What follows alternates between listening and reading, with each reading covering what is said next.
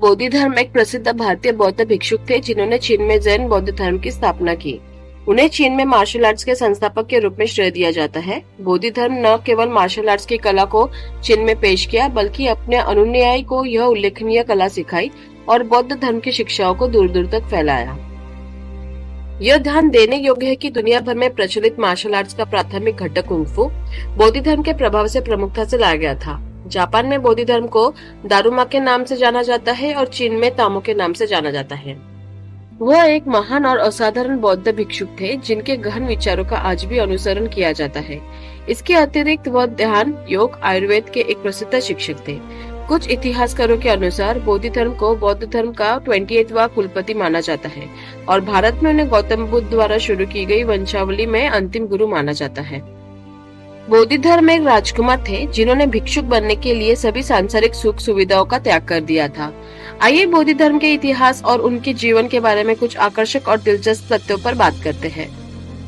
माना जाता है बोधि धर्म का जन्म 5वीं और 6वीं शताब्दी के बीच हुआ था। बोधि धर्म का जन्म दक्षिण भारत के पल्लव साम्राज्य के एक शाही परिवार में सुगंध नाम के एक धनी राजा के पुत्र के रूप में हुआ था।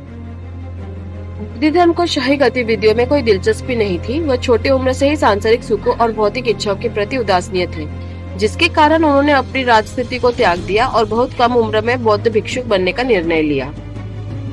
बोधि धर्म बचपन के दौरान अपनी सांस लेने की कठिनाइयों को कम करने के लिए योग के अभ्यास की और इससे आकर्षित हो गए। इतना ही नहीं, उन्होंने अपने शुरुआती दिनों में युद्ध की कला भी सीखी और उनमें महारत हासिल की, लेकिन उनका दिल इन गतिविधियों से संतुष्ट नहीं था। आखिरकार उन्होंने पूरी तरह से बौद्ध धर्म अपना लिया और भिक्षुक बन गए। बौद्ध धर्म में अपनी गहरी रुचि के कारण बोधि धर्म ने गुरु महाकश्यप से ज्ञान प्राप्त करना शुरू किया और ध्यान की कला सीखना शुरू किया, जिसके परिणाम स्वरूप उन्होंने बौद्ध भिक्षुक बनने का निर्णय लिया। अपनी शाही जीवन शैली को त्यागने के बाद उन्होंने अपने गुरु और अन्य बौद्ध भिक्षुक के साथ एक साधारण मठ में रहा, जहां उन्होंने गौतम बुद्ध की शिक्षाओं के अनुसार एक विनम्र जीवन व्यतीत किया। बौद्ध भिक्षुक बनने से पहले उनका नाम बोधिधारा था, जिसे उन्होंने बदलकर बोधि धर्म कर लिया। उल्लेखनीय है कि बोधि धर्म ने 22 वर्ष की छोटी उम्र में ज्ञान प्राप्त किया और अपने गुरु के मार्गदर्शन में उन्होंने पूरे भारत में बौद्ध धर्म की शिक्षाओं का प्रसार करना शुरू कर दिया। अपने गुरु के निधन के बाद बोधि धर्म ने अपना मठ छोड़ दिया और अपने गुरु की इच्छाओं को पूरा करने के लिए चीन की यात्रा पर निकल पड़े, जहां उन्होंने न केवल भगवान बुद्ध और उनका महान दर्शन की शिक्षाओं का प्रचार किया, बल्कि मार्शल आर्ट्स भी पेश किया। बोधि धर्म की चीन यात्रा के विवरण विद्वानों के बीच अलग अलग है। यह भी सर्वविदित है कि इस यात्रा में उन्हें लगभग 3 वर्ष लगे। चीन में बौद्ध धर्म का प्रचार शुरू करने पर बोधि धर्म को चीनी राजा और स्थानीय भिक्षुकों के तीव्र विरोध का सामना करना पड़ा।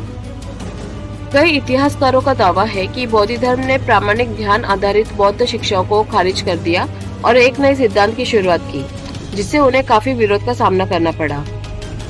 आखिरकार इस विरोध के कारण उन्हें चीन के लियांग प्रांत को छोड़कर हेनान प्रांत में जाना पड़ा। वहां से उन्होंने प्रसिद्ध शाओमिल मठ की यात्रा की, जो बौद्ध धर्म से जुड़ाव के लिए जाना जाता है। कई चुनौतियों का सामना करने के बावजूद बोधि धर्म बौद्ध धर्म में ध्यान के महत्व पर जोर देते हुए अपने गुरु की शिक्षाओं के प्रसार में दृढ़ रहे। शाओलिन मठ पहुंचने पर भी उन्हें विरोध का सामना करना पड़ा, जहां शुरू में कुछ भिक्षुकों ने उनके प्रवेश का विरोध किया। उन्होंने बोधि धर्म को ध्यान के लिए पास के गुफा में रहने की अनुमति दी, यह उम्मीद करते हुए कि वो कुछ दिनों के बाद चले जाएंगे। हालांकि बोधि धर्म लगातार 9 वर्षों तक उस गुफा में रहे, जहां वे कठोर ध्यान अभ्यास में लगे रहे। इस दौरान उन्होंने खुद को शारीरिक रूप से फिट रखने के लिए नई एक्सरसाइज भी विकसित की। बोधि धर्म के त्याग, समर्पण और ध्यान ने शाओमिल मठ के भिक्षुकों को गहराई से प्रभावित किया, जिसके कारण उन्होंने न केवल उन्हें रहने की अनुमति दी, बल्कि उन्हें मठ के प्रमुख के रूप में भी नियुक्त किया। वहां से बोधि धर्म ने भिक्षुकों को कठोर ध्यान और अनुशासन की शिक्षा दी। चीन में बौद्ध धर्म की नींव रखने वाले बोधि धर्म प्राचीन भारतीय कला कलारीपायटू में भी पारंगत थे। उन्हें आधुनिक मार्शल आर्ट्स के अग्रदूत के रूप में प्रतिष्ठित किया जाता है। धर्म ग्रंथ और किंवदंतियों के अनुसार कलारीपायटू की कला महर्षि अगस्त्य द्वारा विकसित की गई थी, जिन्होंने निहत्थे तकनीक का निर्माण किया था। इसके अतिरिक्त भगवान श्री कृष्ण को कलारीपायटू का विकसित करने का श्रेय दिया जाता है। ऐसा माना जाता है कि भगवान श्री कृष्ण द्वारा विकसित अद्वितीय मार्शल आर्ट्स तकनीक बाद में बोधि धर्म के पास आई थी, जिन्होंने इसे दुनिया भर में मार्शल आर्ट्स के रूप में इसको लोकप्रियता दिलवाई थी। महान बौद्ध भिक्षुक बोधि धर्म से जुड़ी एक अन्य किंवदंती के अनुसार शामिल मठ में अपने शिष्यों को ध्यान सिखाते समय उन्होंने देखा कि कई व्यक्ति शारीरिक रूप से स्वस्थ नहीं थे और लंबे समय तक ध्यान करने के लिए उनमें सहन शक्ति की कमी थी। इसलिए बोधि धर्म ने अपनी गुफा में ध्यान के दौरान अभ्यास किए व्यायामों को शामिल मठ में लोगों को सिखाया, जो बाद में प्रसिद्ध मार्शल आर्ट्स कुंफू में विकसित हुआ। इस अभ्यास से लोगों के स्वास्थ्य में उल्लेखनीय सुधार हुआ और उन्हें बिना हथियारों के अपनी रक्षा करने के साधन उपलब्ध हुए, जिससे उनमें सुरक्षा की भावना पैदा हुई। बोधि धर्म की शिक्षाओं से प्रेरित होकर ग्रामीण उनका बहुत सम्मान करने लगे और इस उल्लेखनीय कला को सीखने की कोशिश करने लगे। एक अवसर पर जब डाकुओं ने चीन के एक गांव पर हमला किया तो बोधि धर्म अपने मार्शल आर्ट्स कौशल का उपयोग करके अकेले ही उनका सामना किया और ग्रामीणों को बचाया। इस कार्य से उन्हें और भी अधिक सम्मान मिला और लोग उत्सुकता से उनसे मार्शल आर्ट सीखने की इच्छा करने लगे। इसके बाद बोधि धर्म ने ग्रामीणों को आत्मरक्षा की कला सिखाई और मार्शल आर्ट्स के इस अनूठे रूप को और अधिक लोकप्रिय बनाया। उनके प्रयासों ने न केवल व्यक्तियों को सशक्त बनाया बल्कि इस असाधारण मार्शल आर्ट्स के व्यापक लोकप्रियता भी हासिल की। युद्ध के इस नए रूप को चीन से लेकर कई अन्य देशों में फैलाया। इस अनूठी कला को आगे बढ़ाने के लिए बोधि धर्म का नाम इतिहास के पन्नों पर सुनहरे अक्षरों में अंकित है। बोधि धर्म बौद्ध धर्म के एक महान प्रचारक जो आयुर्वेद, चिकित्सा, सम्मोहन की कला में महारत हासिल करने और 5 तत्वों को नियंत्रित करने के लिए जाने जाते थे। महान एवं ऊर्जावान बौद्ध प्रचारक की मृत्यु को लेकर इतिहासकारों में अलग अलग राय है। कुछ लोगों का मानना है कि चीन में बोधि धर्म की मृत्यु रहस्यमय तरीके से हो गई थी, जबकि अन्य लोगों का तर्क है कि बोधि धर्म को उनके ही शिष्यों ने जहर दे दिया था, क्योंकि उन्हें लगा कि वह उन्हें उत्तराधिकारी के रूप में नियुक्त नहीं करेंगे। बोधि धर्म की मृत्यु से संबंधित एक अन्य कथा से पता चलता है कि जब उन्होंने चीन के नानयन गांव में बौद्ध शिक्षाओं और सिद्धांतों को फैलाने के लिए एक दूत के रूप में उपस्थित हुए थे, तब गांव के कुछ भविष्यवक्ताओं और ज्योतिषियों ने एक आपदा की भविष्यवाणी की थी। इसलिए उनके आगमन पर ग्रामीणों ने उन्हें आपदा का अग्रदूत समझा और उन्हें निष्कासित कर दिया।